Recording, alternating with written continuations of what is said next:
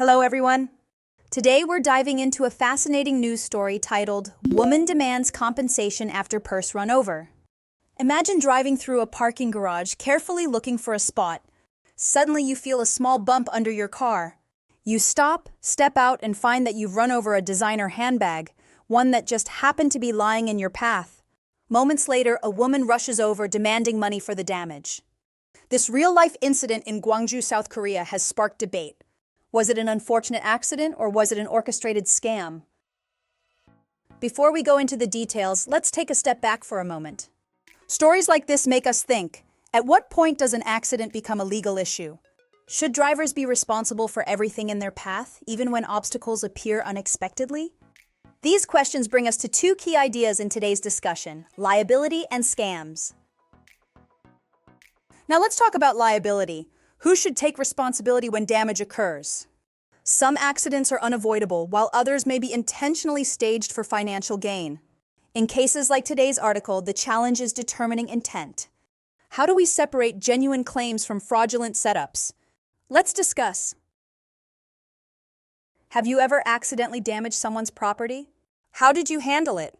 What about scams? Have you ever been in a situation where someone demanded unexpected compensation? When an accident happens, we often apologize and compensate. But what if it's not really our fault? In tourist areas, a common scam involves placing objects, like liquor bottles, where people will step on them. Once damaged, scammers demand money, making it hard to tell accident from setup. In this news story, a driver in Gwangju ran over a handbag in a parking garage. The owner immediately demanded compensation, claiming a phone inside was also damaged. However, dashcam footage showed the bag was left in a suspicious location. This raises a key question. Should drivers be responsible for unexpected obstacles, or was this staged? Now, to understand this article better, we need to familiarize ourselves with key vocabulary. We'll define each word, look at it in context, and go over example sentences. Let's begin. Let's start with our first phrase, make a run for it. This means to escape quickly to avoid danger or trouble.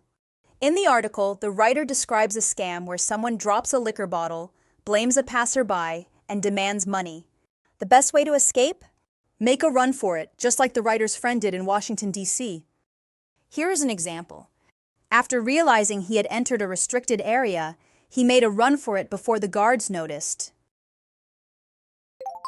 Now let's look at in cahoots. This means secretly working together, usually for dishonest purposes. In scams like the cake drop or street art tricks, criminals are often in cahoots with one another. One person sets the trap while another plays the victim. Here is an example. The police suspected that the two men were in cahoots with a local gang. Finally, let's examine run over. This means to drive over something or someone, usually causing damage or injury. In the article, the driver ran over a handbag in a parking garage. The key question is whether this was an accident or a setup. Here's an example. The delivery truck ran over the bicycle that was lying on the road. Now that we've explored the main themes and vocabulary, let's reinforce our understanding with a summary dictation exercise. Listen carefully and fill in the blanks. Damaged property scams are common in some countries, but they don't happen often in Korea. One exception may have occurred recently in the city of Gwangju. A woman was driving through an underground parking garage when she ran over an expensive purse with a mobile phone and other items inside. A middle-aged woman had set the purse down in the path of the car and didn't pick it up even as the vehicle approached. After it was run over, she demanded compensation. Let's take a look at the answer. The first answer is scams. This refers to fraudulent schemes designed to trick people into giving money. The second answer is exception.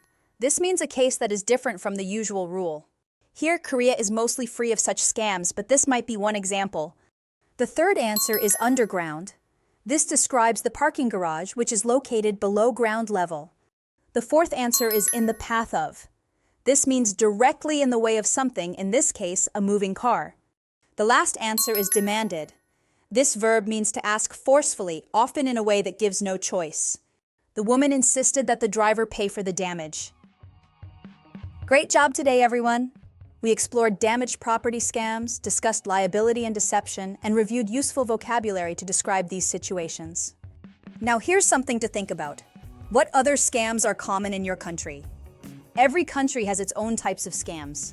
Some target tourists while others take advantage of everyday situations. Have you ever seen or heard of a scam like this before? Think about it and we'll discuss more in our next session. Until then, stay sharp and stay aware.